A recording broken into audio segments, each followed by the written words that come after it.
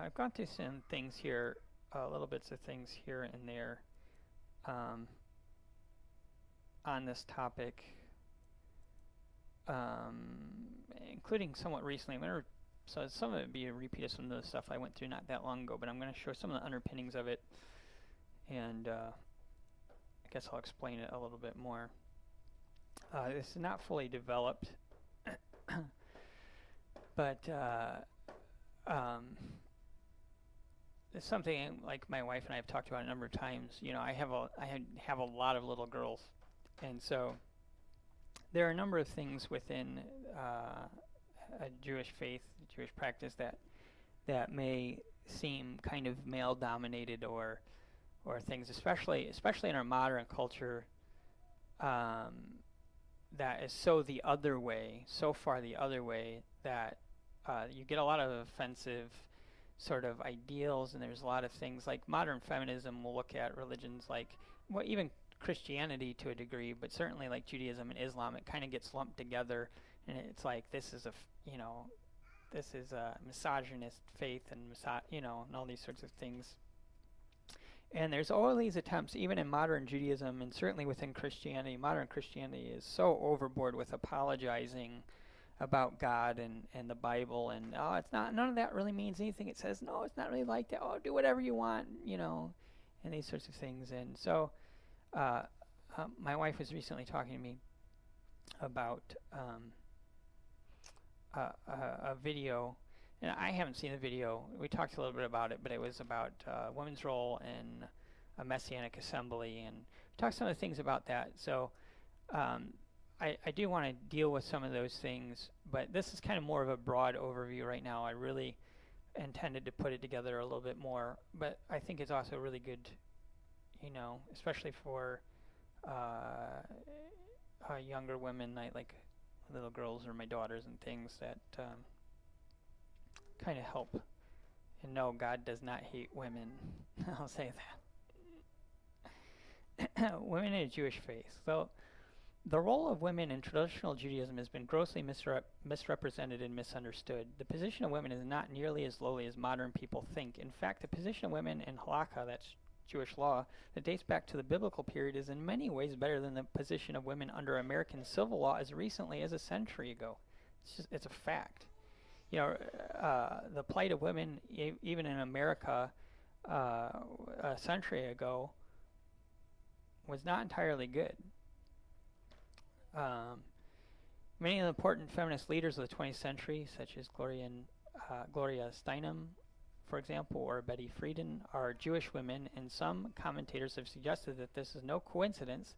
The respect accorded to women in Jewish tradition was part of their ethnic culture.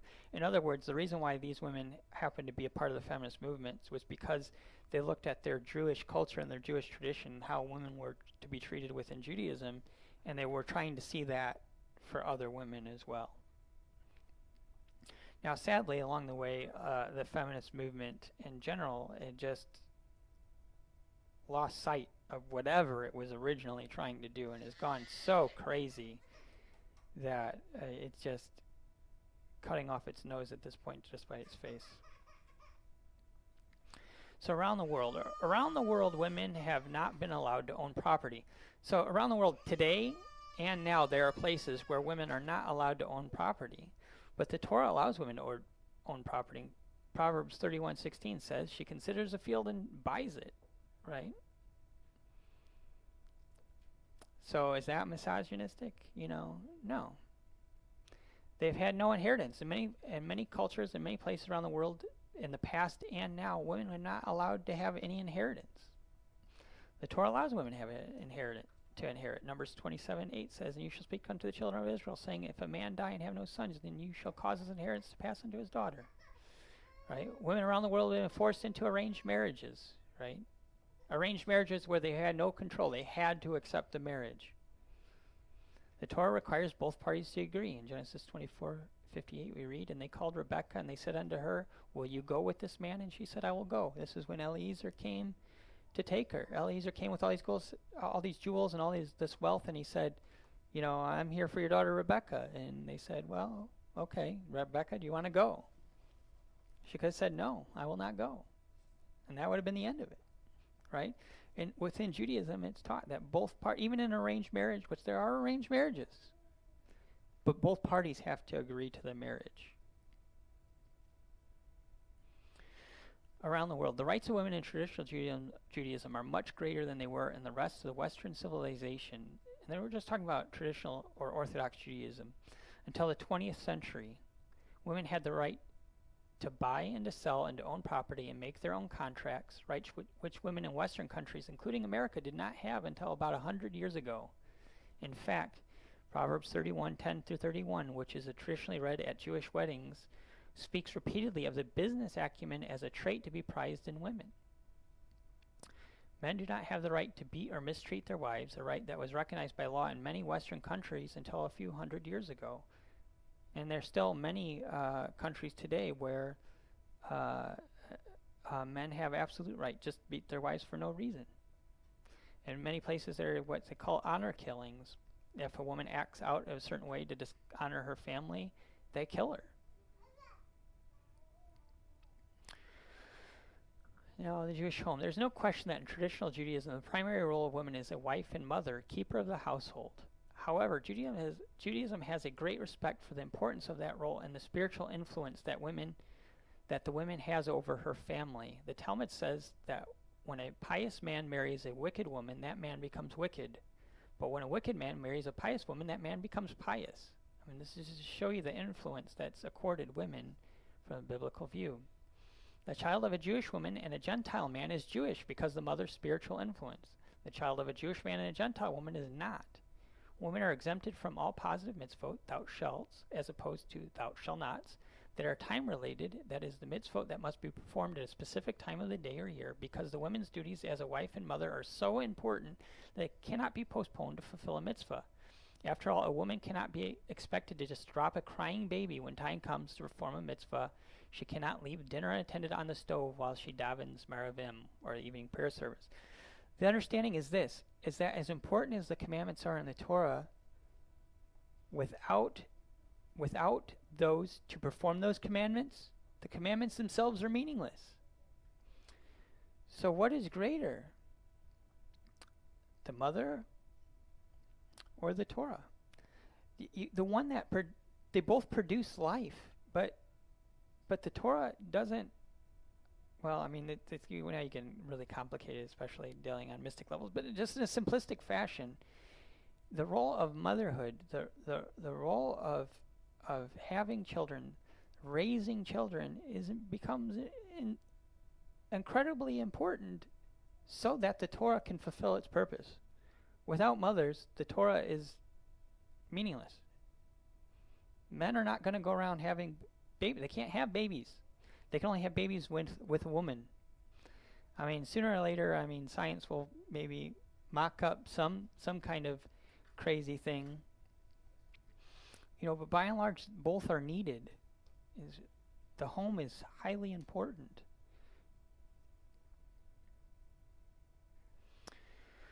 Women are more spiritual.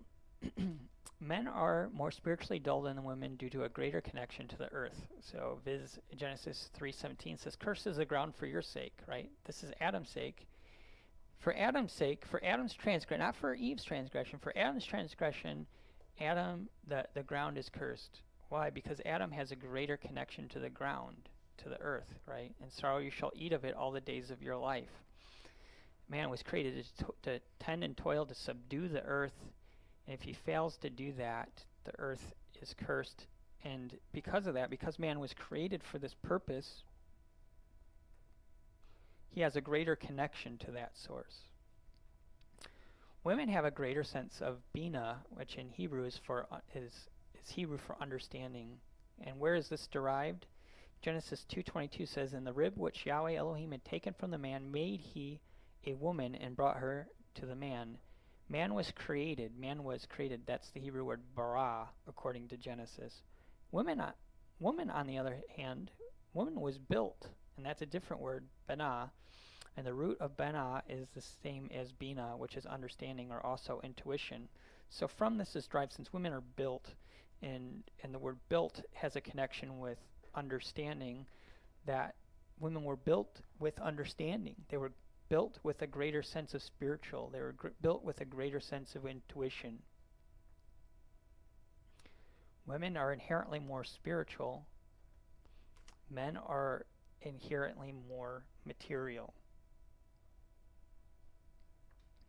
So men require more effort to connect spiritually. Women's role in being a partner in creation further illustrates this. The fact that God didn't have Adam, he didn't give him a womb. I mean, after they were separated and Eve was her creation, Adam was his creation. Adam didn't go around carrying babies in a womb. This was given to women, right, for their spiritual connection, the role they play.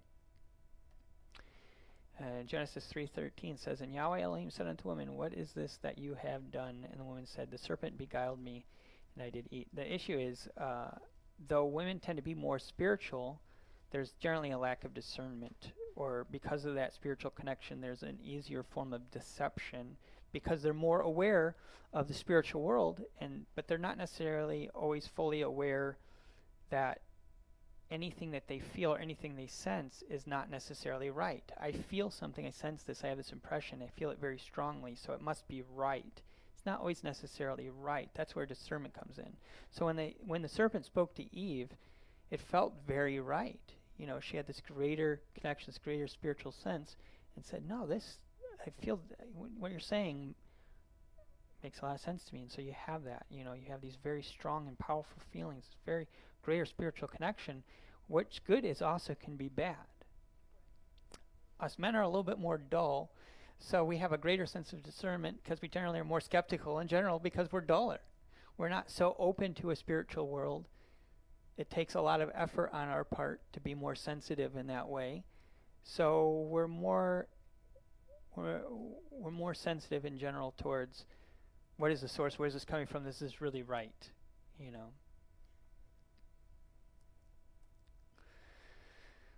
So equality is not necessarily always equal. And God, not in the sense that we understand it, in the sense of the modern understanding of the same. 1 plus 1 is 2, and 3 minus 1 is 2. They're equivalent, but they're not the same. The quality of men and women begins at the highest possible level, God. In Judaism, unlike traditional Christianity, God has never been viewed as exclusively male or masculine. Judaism has always maintained that God is both masculine and feminine qualities. As one Hasidic rabbi related to me, this is from Jewfact.org, explained it to me, God has no body, no genitalia, therefore the idea that God is male or female is patently absurd. We refer to God using masculine terms simply for convenience sake because Hebrew has no neutral gender. God is no more male than a table is. The Hebrew word for table is in the masculine in Hebrew. It doesn't give the table male genitalia. That's just weird. Okay?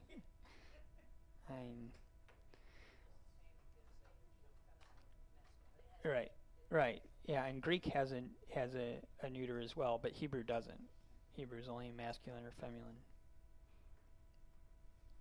So if that tells you what God really thinks about androgyny, God's idea of androgyny is both. It's not neither. We have this sort of weird sense in our modern culture that somebody could be an it. You're not a it. I mean, you may have both sides, or you're one or the other. You're not truly an it, or asexual, or whatever term you prefer to use. So God created man, that is Adam, in his own image. In the image of God created he him.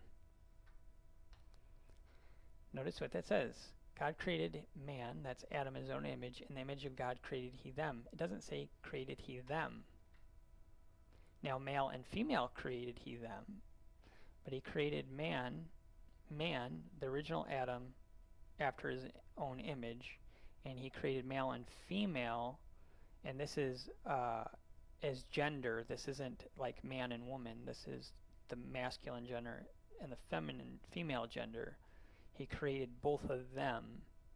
And so Adam was created Bizalmo Elohim, or from the image of God, after the image of God. And the word male there is not the typical word for man, but it's male. Zakar is the gender, and the word Female is not the word for woman, but again, it's the Hebrew word for the female gender. God created both genders because both genders reflect the image of God. The way Adam was originally created before Eve was taken out of his side reflected both masculine and feminine. And then God took Eve out from his side, separated the two genders into two different entities. So at its core, the image of God, the image that Adam was patterned after, is both masculine and feminine. It's important to understand this because Yeshua Mashiach comes as a second Adam, reflecting both masculine and feminine qualities. Even though we refer to Yeshua as a man, and Yeshua was born a man, he was a man, but the spirit within that man, the Mashiach, is not a male spirit. Spirit is actually a feminine term. It has a feminine characteristics and express the female characteristics of God. Yeah, and that's probably true. So again, when Paul writes in Galatians, there's neither Jew nor Greek, there's neither bond nor free, there's neither male nor female. It doesn't say there's neither man nor woman. It says there's neither male nor female, for you are all one in Mashiach Yeshua. In other words, in the Mashiach, in the original Adam, there was no ethnicity, right? When Adam was created, there was no nations. There was just one man. There weren't Germans, there weren't Indians, there weren't Africans, there was none of that. It was just Adam. And guess what? There was no male nor female really either. It was all just Adam. But God separated the two genders into two entities. So when we talk about being in Mashiach Yeshua, we have to understand the reality is that he neutralizes all divisions. All divisions come after Adam, not before Adam. So God's idea, again, of equality is... So again, both masculine and feminine express God's image, and when men and women come together, they can fully reflect God's true essence and true character. Neither one side fully reflects that essence. The Ten Commandments requires respect for both mother and father. Note that the father comes first in Exodus 20:12, but the mother comes first in Leviticus 19:3, and many traditional sources point out reversal is intended to show that both parents are equally entitled to honor and reverence. Exodus 20:12 says this, honor your father and your mother, that the days may be long upon the land which Yahweh your Elohim gives you. Right? Leviticus 19:3, you shall fear every man his mother and his father and keep my Sabbaths. I am Yahweh your Elohim. So again, they're flip-flopped. That they're both due equal honor and reverence.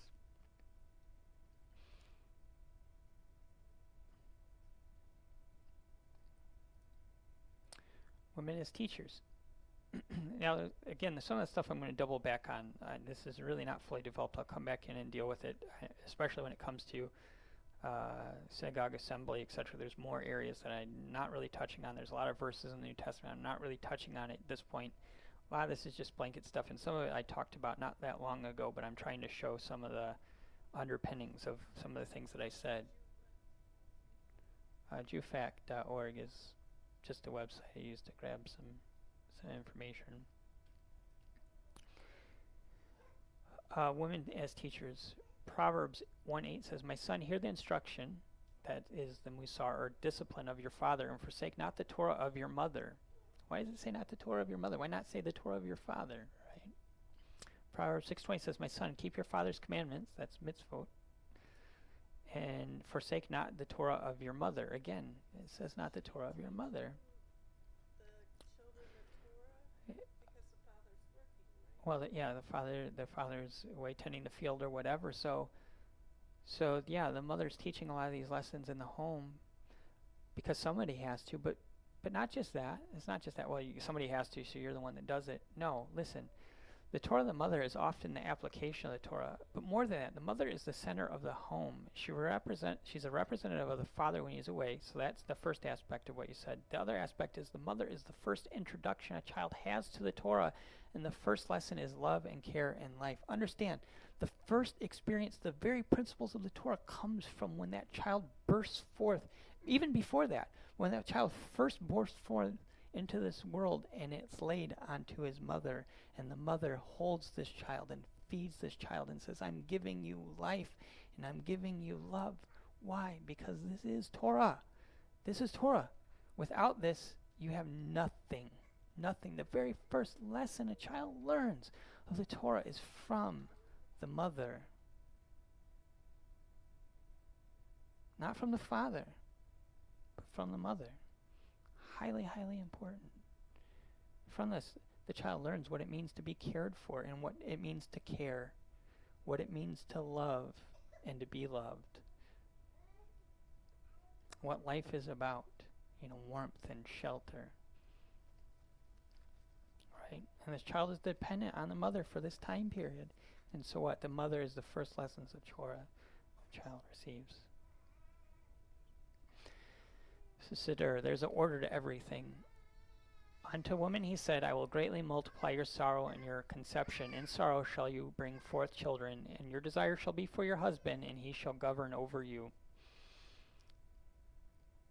1 Corinthians 11:3 says, but I would have you know that the head of every man is Mashiach, and the head of every woman is a man, and the head of Mashiach is God.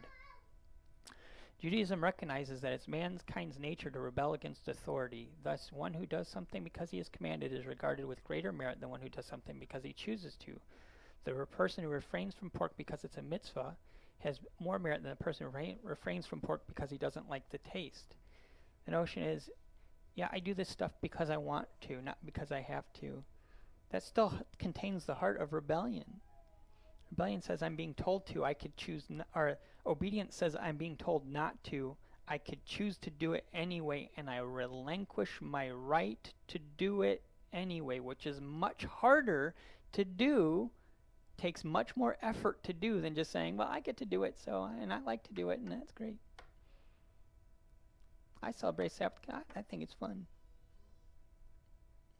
Well, yeah, but you're also told to do it, If that has no merit in there, if there's no merit in there where I could choose not to, but I choose to do it, that's really putting to death the Yetzer Hara, your bad impulse.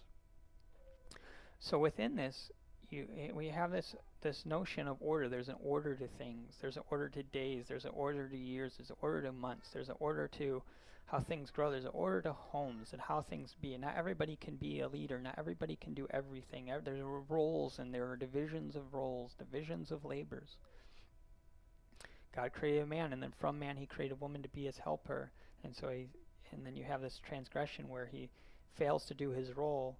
And so here now it's laid out that he shall govern over you. But we have to understand too, the head of every man is the Mashiach. So man has a head too, and he has to obey his head. And if he obeys his head, and the woman obeys her head, and Mashiach is under God. And so, as a man in your home, you're a representative of Mashiach in your home. You're a representative of God in your home. You're a God to your wife. You're a God to your family, but not in the strictest sense of it. Elohim is in judge. It's a role that's given because there is an order, and it can, like anything, it can be used or abused. If a man is doing his best and he's following after the Mashiach and he's doing his best to follow that, then it shouldn't be abused,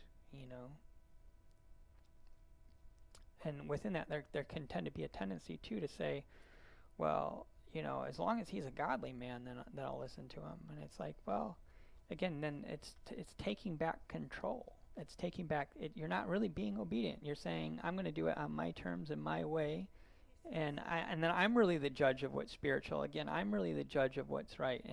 And if I feel like he is being good and godly, then I'll obey. And if I don't feel like that, I'm not going to obey. And what is within that.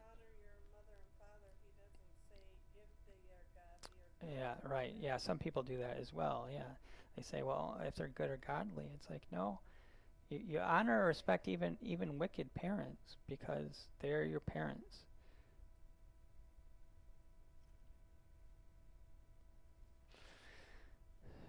So I'm going to kind of go into a story. This isn't development. This is pretty much where this is going to end. I will double back because there's a lot of verses and things I'm not really dealing with, including some of Paul's writing. But so again, in the synagogue or in the assembly is the assembling of the people before God, and there's things to be done decently in order. The scripture even outlines that, right, under God's arrangement. So women's role in synagogue service is often looked at as inferior, and the same could be said in the church, in churches, in some churches in Christianity in times past and even now, that women have an inferior role. Since prayer service in Orthodoxy is led by men, it's often seen as a men's club. However, with this topic we'll take more time to explore. Let it be illustrated how a woman is a model through which men are imitating. Now, too quickly, also, again, there are roles or divisions, and the assembly or the service is mistaken by some to be the core of like a Jewish life, Jewish faith. Really, the home is the core of that. The home is the heart of it. The assembling together is just connecting the greater family, is greater connections outside of individual homes. It's bringing people together to network, to grow together, to assemble before God. There's a lot of different elements for it beyond the scope of what I'm going to cover.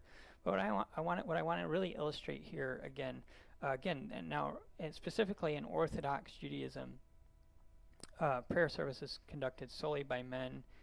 Reform and conservative may allow women into this, and right or wrong, that's something maybe a little bit more time to explore. But with an orthodoxy, again, that's looking at, you're keeping women out, and women aren't kept out of that. Actually, in a way, women are the core of that, or a woman is the core of that.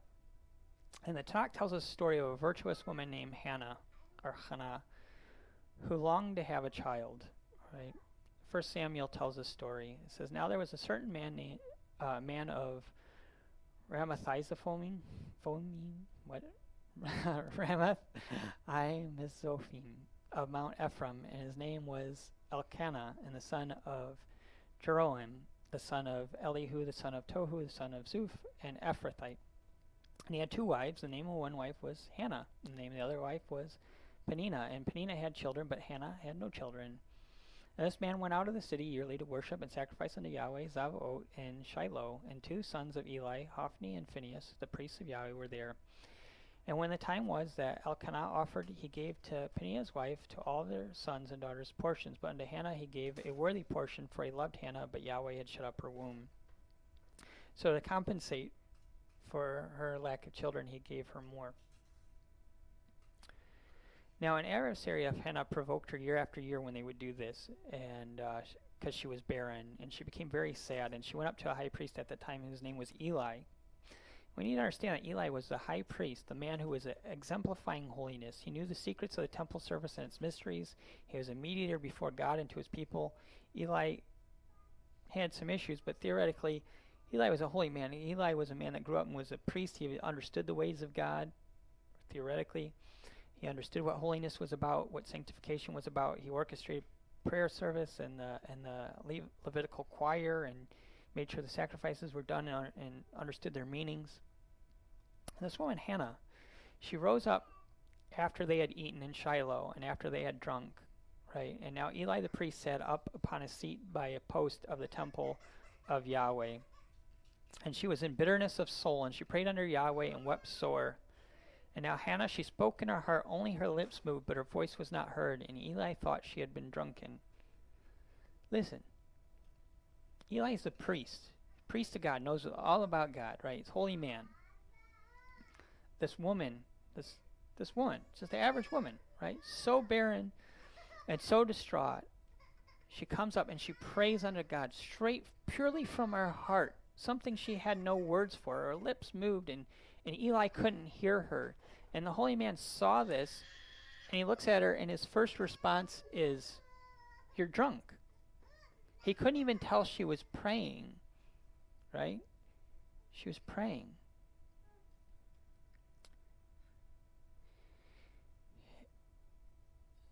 Now, with that, think about that for a moment. The high priest of the temple, mediator between God and man, is looking at this woman, and his first thoughts is she is drunk. And the sages of old have looked at this and have been just as astonished that this humble woman, she comes and she prays this prayer purely from her heart. And from this prayer that had no intelligible words, moved God enough to bend the natural order and provide her with the thing which she asked for. She didn't come up and perform a sacrifice. She didn't come up and pray, or she didn't come sing with the temple choir and God answered her. She prayed a prayer from the pit of her very soul towards God that was not even recognizable by the very man that you would think would understand. He would see her and know right what was going on, that you are so distraught and you're giving yourself up from the very heart of your God. And that not only that is what moved God to bend her will. The sages were so enamored by this mystery of this story is to show us that while order is important and why there's a form for things, there's something deeper.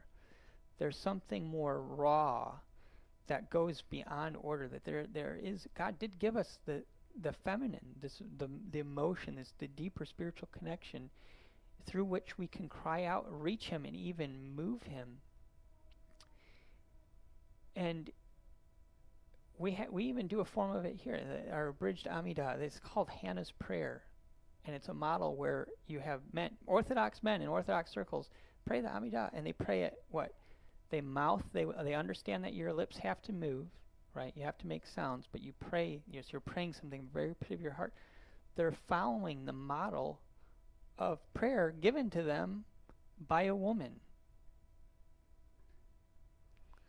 So women are at the very heart of the prayer service. It was this woman that modeled something that forever impacted the faith, that yes, you have to have these things, yes, you have to have order, but there's something beyond that. And sometimes we don't throw the order out, but sometimes there's a deeper place to reach from, to draw from. Eli was looking from his natural self. He was looking more from his duller man self. This is the order, this is how we do things, I understand spiritual, blah, blah, blah. And Hannah showed him something, and when he realized it, God then was able to move within her. So again, there's order and there's roles and there's divisions of labors, but things aren't so cut and dry as they look. Things have influence. Again, influence at the home carries influence outside of the home, and all these things play together, and they interrelate. And so again, I'm going to deal with some of this stuff a little bit more at a later time and deal with some of these verses and difficult verses, and try and help and doing so in a way that, again, is as honest as I can be with my understanding and not entirely apologetic or pandering. These are the way they are. So hopefully that was